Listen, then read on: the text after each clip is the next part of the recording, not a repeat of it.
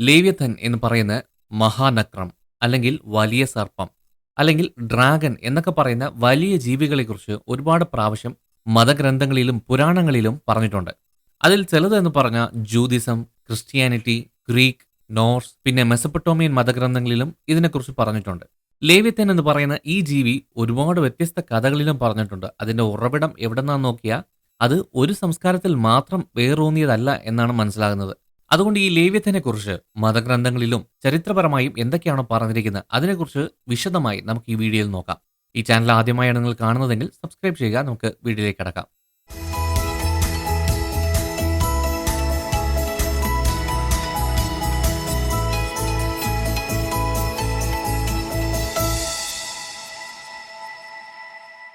ഈ ഒരു ജീവി നമ്മുടെ ഗ്രഹത്തിൽ സത്യത്തിൽ ഉണ്ടായിരുന്നു എന്ന് നമുക്ക് ഒരിക്കലും വിശ്വസിക്കാൻ കഴിയില്ല. കാരണം അങ്ങനെയാണ് ബൈബിൾ അതിനെക്കുറിച്ച് വ്യാഖ്യാനിക്കുന്നത്. ദൈവം സൃഷ്ടിച്ച എല്ലാ ജീവികളെക്കാളും അത് വലുതാണ്. അതിന്റെ പേര് ലേവ്യഥാൻ എന്നാണ്. വലിയ ഭീമാകാരവും കവചം ധരിച്ചതും വിനാശകരവുമായ കടൽ രാക്ഷസൻ അത് സത്യത്തിൽ ഉണ്ടായിരുന്നു എന്നത് ഇന്നും നിഗൂഢതയിൽ തന്നെ ചുറ്റപ്പെട്ടിരിക്കുന്നു. ചിലർ പറയുന്നത് ലേവ്യഥാൻ ഒരിക്കലും ഭൂമിയിൽ ജീവിക്കാൻ കഴിയാത്തത്ര ഭയങ്കരമായ ഒരു മൃഗം എന്നാണ്. ഇതൊരു പ്രതീകാത്മകതയായിരിക്കാനും സാധ്യതയുണ്ടെന്ന് പറയുന്നു. എന്നാൽ അങ്ങനെ ഒരു ജീവി ഉണ്ടായിരുന്നു എന്ന് ബൈബിൾ തെളിവുകൾ ഉണ്ടെന്ന് നമുക്ക് വിശ്വസിക്കാൻ കഴിയും. കാരണം എബ്രായ ഭാഷയിൽ ലേവ്യഥാൻ എന്ന പദം പഴയ നിയമഭാഗങ്ങളിൽ ആകെ 6 തവണ പറഞ്ഞിട്ടുണ്ട്. അതിൽ മറഞ്ഞിരിക്കുന്ന രഹസ്യമായ കാര്യങ്ങൾ നോക്കിയാൽ ഈ ജീവി സത്യത്തിൽ ഉണ്ടായിരുന്നു എന്ന് വിശ്വസിക്കാൻ 2 നല്ല കാരണങ്ങളുണ്ട്. ആദ്യത്തേത് ലേവ്യഥാന്റെ സൃഷ്ടി. ഏഷ്യാവ് 27 ലേവ്യഥാൻ എന്ന വാക്ക് 2 തവണ പറഞ്ഞിട്ടുള്ള ഒരു വാക്യമുണ്ട്. മഹാസർപ്പം എന്നാണ് അതിനെക്കുറിച്ച് വിവരിക്കുന്നത്. മഹാസർപ്പം എന്ന വാക്കിന്റെ എബ്രായ പദം തനിനിം എന്നാണ്. ഉൽപ്പത്തിയിൽ ദൈവം 5-ാം ദിവസം കടൽ മത്സ്യങ്ങളെ സൃഷ്ടിച്ചു. കടൽ മത്സ്യങ്ങൾ എന്നതിന്റെ എബ്രായ പദം തനിനിം എന്നാണ്. തന്നിം എന്ന പദത്തിന്റെ പ്ലൂറലാണ്, ബഹുവചനമാണ് ഈ തനിനിം. ഇതിനർത്ഥം ദൈവം മത്സ്യങ്ങളെ മാത്രമല്ല അതിന്റെ കൂടെ ആഴത്തിൽ സഞ്ചരിക്കാൻ കഴിയുന്ന വലുതും ഭയാനകവുമായ ജീവികളെ സൃഷ്ടിച്ചു എന്നാണ്. രണ്ടാമത്തത് ലേവ്യഥാന്റെ വിവരണം. ഇയ്യോബിന്റെ പുസ്തകത്തിന്റെ അവസാനം ഒരു അധ്യായം മുഴുവനും ലേവ്യഥാനെ കുറിച്ച് പറഞ്ഞിരിക്കുന്നത് നമുക്ക് കാണാം. അവിടെ കൊടുത്തിരിക്കുന്ന വിവരണം വെച്ച് നോക്കുമ്പോൾ അത് വെറും ഒരു സങ്കല്പം ആയിരിക്കുമെന്ന് ഒരിക്കലും നമുക്ക് പറയാൻ കഴിയില്ല. അതിന്റെ പുറമേയുള്ള തുകൽ ആർക്ക് നീക്കം ചെയ്യാം? അതിന്റെ ഇരട്ടക്കവചം കുത്തിത്തുളയ്ക്കാൻ ആർക്ക് കഴിയും? അതിന്റെ മുഖദ്വാരങ്ങൾ തുറക്കാൻ ആർക്ക് കഴിയും? അതിന്റെ ദന്തനിര ഭയാനകമത്രേ. അതിന്റെ ചെതുമ്പലുകൾ പരിചകളാണ്. അവ ഭദ്രമായി മുദ്രവെച്ച് അടച്ചിരിക്കുന്നു. വായു കടക്കാത്ത വിധം അവ ഒന്നിനോടൊന്ന് ചേർന്നിരിക്കുന്നു. അതിന്റെ കഴുത്തിൽ കരുത്ത് കുടികൊള്ളുന്നു. അതിന്റെ മാംസപ്പാളികൾ അതിന്റെ മേൽ ഉറപ്പായും ഇളക്കമില്ലാതെയും പറ്റിച്ചേർന്നിരിക്കുന്നു. അതിന്റെ നെഞ്ച് പാറ പോലെ കഠിനം, തിരിക്കല്ലിന്റെ പിള്ള പോലെ ഉറപ്പുള്ളതും തന്നെ. അതിന്റെ അധോഭാഗം മൂർച്ചയുള്ള ഓട്ടക്കല കഷണം പോലെയാണ്. ചെളിമേൽ ഒരു മെതിവണ്ടി പോലെ അത് വലിയുന്നു. അത് ആഴിയെ തിളയ്ക്കുന്ന കുട്ടകം പോലെ കടയുന്നു. കടലിനെ അത് തൈലപാത്രം പോലെ ഇളക്കി മറിക്കുന്നു. ലേവ്യഥാൻ സത്യത്തിൽ ഉണ്ടായിരുന്നു എന്നുണ്ടെങ്കിൽ അത് സത്യത്തിൽ എന്താണ്? ഇപ്പോ അത് എവിടെയാണെന്നുള്ള ചോദ്യത്തിനുള്ള ഉത്തരം നമുക്ക് നോക്കാം. ലേവ്യഥാന്റെ യഥാർത്ഥ കാര്യങ്ങളെക്കുറിച്ച് ഒരുപാട് സിദ്ധാന്തങ്ങളുണ്ട്. അതിനെക്കുറിച്ച് വിശദമായി ഈ വീഡിയോയിൽ നമുക്ക് നോക്കാം. ആദ്യത്തേത് ലേവ്യഥാൻ ഒരു പുരാതന മുതലയായിരുന്നു എന്ന ആശയമാണ്. ലേവ്യഥാനെ വിവരിക്കാൻ ഉപയോഗിക്കുന്ന ഭാഷയുടെ ഭൂരിഭാഗവും സർപ്പം എന്നാണ് തർജ്ജമ ചെയ്തിരിക്കുന്നത്.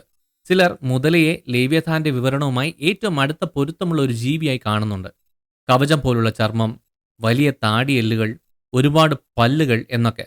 എന്നിരുന്നാലും ഇത് ശരിയായിട്ടുള്ള ഒരു പൊരുത്തമല്ല. കാരണം ലേവ്യഥാന്റെ വിവരണം ഈ പറയുന്ന കാര്യങ്ങളിൽ മാത്രം തീരുന്നില്ല. ഇനിയും ഉണ്ട് ഒരുപാട് കാര്യങ്ങൾ. അതിനെ ഉണർത്തത്തക്ക ശൂരത ആർക്കുമില്ല. അതിന്റെ ഇരട്ടക്കവചം കുത്തിത്തുളയ്ക്കാൻ ആർക്ക് കഴിയും? കുന്തമോ അല്ലെങ്കിൽ അമ്പോ ഈ സംഭവങ്ങൾ കൊണ്ടൊന്നും തന്നെ അതിനെ കുത്തിത്തുളയ്ക്കാൻ കഴിയില്ല. ചരിത്രത്തിലുടനീളം മനുഷ്യൻ മുതലകളെ മെരുക്കുന്നത് നാം കണ്ടിട്ടുണ്ട്.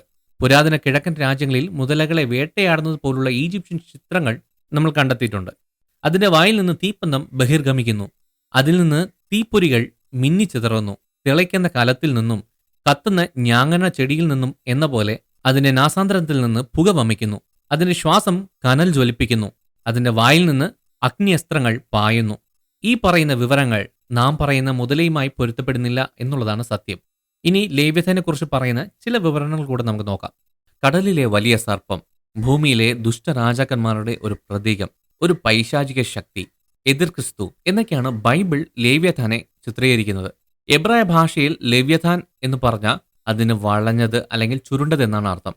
കിഴക്കൻ പാരമ്പര്യങ്ങൾ പറയുന്നതനുസരിച്ച് അതൊരു മഹാസർപ്പത്തെയാണെന്നും പ്രകാശത്തിന്റെ ശത്രുവാണെന്നുമാണ് പറയുന്നത്. പീറ്റർ ബെൻസ്ഫീൽഡ്സ് ക്ലാസിഫിക്കേഷൻ ഓഫ് ഡീമൻസ് എന്ന പുസ്തകത്തിൽ 7 മരിക്കത്തക്ക പാപം എന്നൊരു സബ്ജക്റ്റ് ഉണ്ട്. അതിൽ ഈ ലേവ്യഥാൻ എന്ന പേരുമുണ്ട്. അതിന് അസൂയ എന്നാണ് അർത്ഥമാക്കുന്നത്. തോമസ് അക്വിനോസ് പോലെയുള്ള പണ്ഡിതന്മാർ ഇതിനെ അസൂയയുള്ള കുറ്റവാളികളെ മുഴുവനായി വിഴുങ്ങാൻ കഴിയുന്ന, ശിക്ഷിക്കാൻ ഉത്തരവാദിയായ ഒരു ഭൂതമായാണ് വിശേഷിപ്പിക്കുന്നത്. ഈ അർത്ഥങ്ങളെല്ലാം ഒരുമിപ്പിച്ച് നോക്കുമ്പോൾ ലേവ്യഥാൻ എന്ന് പറയുന്നത് ഒരു കടൽ ജീവി മാത്രമല്ല എന്ന ആശയത്തിലേക്കാണ് കൊണ്ടുവരുന്നത്. ശപിക്കപ്പെട്ടവർ അയക്കപ്പെടുന്ന സ്ഥലമായിരുന്നു അതെന്നും പറയുന്നു. അതിന്റെ വിടർന്ന ചതുപ്പ് നരകത്തിന്റെ കവാടങ്ങളെയാണ് കാണിക്കുന്നതെന്ന് ചിലർ വിശ്വസിച്ചിരുന്നു. ഗ്രീക്കിൽ എഴുതിയ പഴയ നിയമവും വെളിപ്പാടിന്റെ പുസ്തകവും നോക്കിയാൽ ലേവ്യഥാൻ എന്ന പദത്തിന് അർത്ഥം ഡ്രാഗൻ എന്നാണ്. ഡ്രാഗനുകളും സർപ്പങ്ങളും എന്ന് നാം ഇന്ന് ഉപയോഗിക്കുന്ന രീതിയിലുള്ള വാക്കുകൾ അന്നില്ലായിരുന്നു. അത് പൊതുവെ പഴയ ഗ്രന്ഥങ്ങളിൽ ഏകദേശം ഒരേപോലുള്ള ജീവികളെയാണ് ഇത് സൂചിപ്പിക്കുന്നത്. പഴയ നിയമം ലേവ്യഥാനെ പിശാച് എന്ന് നേരിട്ട് ബന്ധപ്പെടുത്തുന്നില്ല. എന്നാൽ വെളിപ്പാട് പുസ്തകത്തിൽ ദൈവവും 7 തലയുള്ള മഹാസർപ്പവും തമ്മിലുള്ള ഒരു ഭയങ്കരമായ യുദ്ധത്തെക്കുറിച്ച് പറയുന്നുണ്ട്.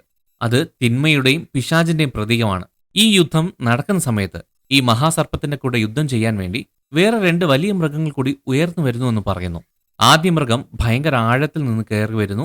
രണ്ടാമത്തത് ഭൂമിയിൽ നിന്ന് തന്നെ വന്നു. വെളിപ്പാട് പുസ്തകത്തിൽ 13-ാം അധ്യായത്തിലാണ് ഈ സംഭവം പറയുന്നത്.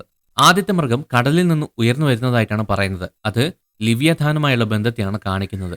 യോനയെ തിമിംഗലം വിഴുങ്ങിയ സംഭവ കഥയിൽ ഇത് ലിവ്യഥാൻ ആയിരിക്കുമെന്നാണ് ചില ബൈബിൾ പണ്ഡിതന്മാർ പറയുന്നത്. ഇയ്യോബിന്റെ പുസ്തകത്തിലാണ് ആദ്യമായി മനുഷ്യർ ഒരിക്കൽ പോലും ജയിക്കാൻ പറ്റാത്ത സമുദ്രത്തിലെ ഒരു വലിയ രാക്ഷസനായ ലിവ്യഥാൻ എന്നൊരു പേര് നമുക്ക് കാണാൻ കഴിയുന്നത്. മൂർച്ചയുള്ള പല്ലുകളും ചെതുമ്പലും ഉള്ള ഒരു ജീവിയായിട്ടാണ് പറയുന്നത്. ഇത് വളരെ അവ്യക്തമായ ഒരു വിവരണമാണ്. അതുകൊണ്ട് ഏത് ജീവിയാണ് ലിവ്യഥാനെ പ്രചോദിപ്പിച്ചത് എന്നതിനെക്കുറിച്ചുള്ള ചർച്ചയും ചില ബൈബിൾ പണ്ഡിതന്മാർ ചെയ്യുന്നുണ്ട്. അതൊരു വലിയ മുതലയായിരിക്കാനാണ് സാധ്യത, അല്ലെങ്കിൽ ഒരു ഭീമൻ തിമിംഗലമായിരിക്കും, അല്ലെങ്കിൽ പല തലയുള്ള കടൽ സർപ്പമായിരിക്കും, അല്ലെങ്കിൽ നമ്മുടെ സമുദ്രത്തിൽ വസിച്ചിരുന്ന വംശനാശം സംഭവിച്ച നിരവധി ജീവവർഗങ്ങളിൽ ഏതെങ്കിലും ഒന്നായിരിക്കും എന്നിങ്ങനെയുള്ള വ്യാഖ്യാനങ്ങൾ പലരും പറയുന്നുണ്ട്. ലേവ്യഥാനെ ബെഹിമോത്ത് അല്ലെങ്കിൽ നദീഹയം എന്ന മൃഗവുമായി ജൂതന്മാർ ബന്ധിപ്പിക്കുന്നത് പൊതുവെ സാധാരണമാണ്. നാം നേരത്തെ കണ്ടതുപോലെ ലിവ്യഥാൻ കടലിൽ വസിക്കുന്ന ജീവിയാണ്. ബെഹിമോത്ത് നിലത്ത് ജീവിക്കുന്ന മൃഗമാണ്. ഹാനോക്കിന്റെ പുസ്തകം ബൈബിൾ കാനോനികമല്ല, എന്നാലും ലേവ്യഥാനെ സമുദ്രത്തിന്റെ ആഴങ്ങളിൽ വസിക്കുന്ന ഒരു പെൺമൃഗമായിട്ടാണ് പറയുന്നത്. ബെഹിമോത്തിനെ മരുഭൂമിയിൽ കാണപ്പെടുന്ന അതിന്റെ പുരുഷ പ്രതിരൂപമായിട്ടാണ് പറയുന്നത്. ഈ 2 മൃഗങ്ങളെയും ദൈവം വേർപെടുത്തി. അവസാന സമയത്ത് ആ മൃഗങ്ങളെ കൊന്ന് നീതിമാന്മാർ എന്ന് കണക്കാക്കപ്പെടുന്ന എല്ലാവർക്കും ഭക്ഷണമായി കൊടുക്കും എന്നാണ് പറയുന്നത്. അപ്പോൾ ഇതിനർത്ഥം സമയമാകുമ്പോൾ ദൈവം തന്റെ സൃഷ്ടികളെ രക്ഷിക്കാൻ ഈ മൃഗങ്ങളെ കൊല്ലും. പക്ഷേ ദൈവത്തിന്റെ അനുയായികൾക്ക് മാത്രമേ ഈ വിരുന്നിൽ പങ്കെടുക്കാൻ കഴിയുള്ളൂ എന്നാണ്. ഈ വിവരണത്തിൽ ലേവ്യഥാനെ ഒരു വലിയ മത്സ്യമായിട്ടാണ് ഇവിടെ പറയുന്നത്. തൽമുദ് പറയുന്ന വിവരണവും ഇതുപോലെയൊക്കെ തന്നെയാണ്. എന്നിരുന്നാലും അത് കുറച്ചുകൂടി ആഴമായി കാര്യങ്ങൾ പറയുന്നുണ്ട്. അതിന്റെ തൊലി ഉരിച്ച് വിരുന്ന് നടക്കുന്ന സ്ഥലത്ത് കൂടാരം ചെയ്യുമെന്നും ഒരാൾ അതിന്റെ മാംസം കഴിച്ചില്ല എങ്കിൽ അവർക്ക് അതിന്റെ തൊലി കൊണ്ടുണ്ടാക്കിയ വസ്ത്രം കൊടുക്കുമെന്നും ബാക്കിയുള്ള തൊലി യെരുശലേമിന്റെ മതിലുകളിൽ ഇടുമെന്നും അവിടെ അതിന്റെ പ്രകാശം ലോകത്തെ മുഴുവൻ പ്രകാശിപ്പിക്കുമെന്നും പറയുന്നു. ഒരു നഗരം മൊത്തം മൂടണമെങ്കിൽ എത്ര വലിയ മീനായിരിക്കുമെന്നൊരു ചിന്ത നമ്മുടെ മനസ്സിലെല്ലാം ഉണ്ടായേക്കാം. പട്ടണത്തിലെ വിവരം പറയുന്നതനുസരിച്ച് അത് തലയിൽ കൊമ്പുകളും വിടർന്ന താടിയിലും 30 മൈൽ നീളമുള്ള ഒരു ജീവിയായിരുന്നു എന്നാണ് അതിനെക്കുറിച്ച് പറയുന്നത്. മിദ്രാഷ് എന്ന യഹൂദ പാരമ്പര്യങ്ങളിൽ ഒരുപാട് ഏറ്റുമുട്ടലുകളെക്കുറിച്ച് പറയുന്നുണ്ട്. അതിൽ പലപ്പോഴും ഒരാളെ വിഴുങ്ങുന്ന രീതിയിലാണ് ഇതിനെക്കുറിച്ച് പറയുന്നത്. ലേവ്യഥാൻ എന്ന വാക്ക് തനാക്കിൽ, അതായത് നമ്മുടെ പഴയ നിയമത്തിൽ 6 തവണ പറയുന്നുണ്ട്. ഇയ്യോബിന്റെ പുസ്തകത്തിൽ 2 തവണയും സങ്കീർത്തന പുസ്തകത്തിൽ 2 തവണയും ഏഷ്യാവിന്റെ പുസ്തകത്തിൽ 2 തവണയും നമുക്ക് കാണാം. എന്നാലും അതിൽ പറഞ്ഞിരിക്കുന്ന അർത്ഥങ്ങൾ ഒരേപോലെയല്ല. കടലിൽ വസിക്കുന്ന പീഡിപ്പിക്കുന്ന സർപ്പമായ ലേവ്യഥാനെ ഏഷ്യാവ് 27 പറയുന്നുണ്ട്. നമുക്ക് ഒരു തുളപ്പോലും ഇടാൻ കഴിയാത്ത ചെതുമ്പലുകൾ കൊണ്ട് നിറഞ്ഞ ഒരു ഭയങ്കരമായ അഗ്നി ശ്വസിക്കുന്ന രാക്ഷസനായി ലേവ്യഥാനെ വിശേഷിപ്പിക്കുന്നുണ്ട്. ഇയ്യോബിന്റെ പുസ്തകത്തിൽ ലേവ്യഥാന്റെ രൂപത്തെക്കുറിച്ച് ഏറ്റവും നല്ല വിശദീകരണം നമുക്ക് തരുന്നുണ്ട്. കടലിൽ നിന്നും ഉയർന്നു വരുന്ന ഒരു ഭീമാകാരമായ കടൽ ജീവിയുടെ ചിത്രങ്ങൾ കുഴപ്പത്തിന്റെ പ്രതീകാത്മകതയാണ് കാണിക്കുന്നത് എന്ന് പറയുന്നു. പണ്ടത്തെ ആൾക്കാരുടെ പുരാണങ്ങൾ ലേവ്യഥാനെ പോലുള്ള ഒരു ജീവിയെക്കുറിച്ച് പറഞ്ഞിട്ടുണ്ട്. ഉദാഹരണത്തിന് 793 ആംഗ്ലോ സാക്സിക്കൻ ക്രോണിക്കൽസ് വൈക്കിങ്സുകൾ ലിനിസ്വാൻ ദ്വീപ് ആക്രമിച്ചു. അവിടുത്തെ ആശ്രമം കൊള്ളയടിച്ചു. ആ സമയത്ത് ആകാശത്ത് പറക്കുന്ന അഗ്നി തുപ്പുന്ന ഒരു വലിയ സർപ്പത്തെ കണ്ടു എന്ന് റിപ്പോർട്ട് ചെയ്തിട്ടുണ്ട്. പുരാതന യൂഗ്രാറ്റിക് പുരാണങ്ങളിൽ ലേവ്യഥാനെ ആദിമജലത്തിലെ കുഴപ്പങ്ങളുമായി ബന്ധിപ്പിക്കുന്ന ഒരു കടൽ രാക്ഷസനായോ അല്ലെങ്കിൽ സർപ്പമായോ പറയുന്നുണ്ട്. ഇത് വ്യാജദൈവമായ ബാലിനെതിരെ യുദ്ധം ചെയ്യുകയും ക്രമക്കേടിന്റെ ശക്തികളെ പ്രതിനിധിക്കുന്നതുമായിട്ടാണ് കാണിക്കുന്നത്. എനിമ എലീഷ് എന്ന് അറിയപ്പെടുന്ന ബാബിലോണിയൻ സൃഷ്ടിയായ ഒരു ഇതിഹാസത്തിൽ ടിയാമത്ത് എന്ന സമാനമായ ഒരു കടൽ രാക്ഷസനെ കുറിച്ച് അവതരിപ്പിക്കുന്നുണ്ട്. ടിയാമത്ത് കുഴപ്പമില്ലാത്ത ഒരു ജലജീവിയാണ്. അവസാനം വ്യാജദൈവമായ മർദുക് അതിനെ കൊന്നുകളയുന്നു. ചില പണ്ഡിതന്മാർ ടിയാമത്തിനും ലേവ്യഥാനും ഇടയിൽ സമാനതകളുണ്ടെന്ന് പറയുന്നു. പല പുരാതന സംസ്കാരങ്ങളിൽ, അതായത് കനാനിയർ, ഫൊയ്ഷീനിയർ, അങ്ങനെ പല ആൾക്കാർക്കും ലേവ്യത്തിന് സാമ്യമുള്ള ജീവികൾ അവർക്ക് ഉണ്ടായിരുന്നുവെന്ന് പറയുന്നു.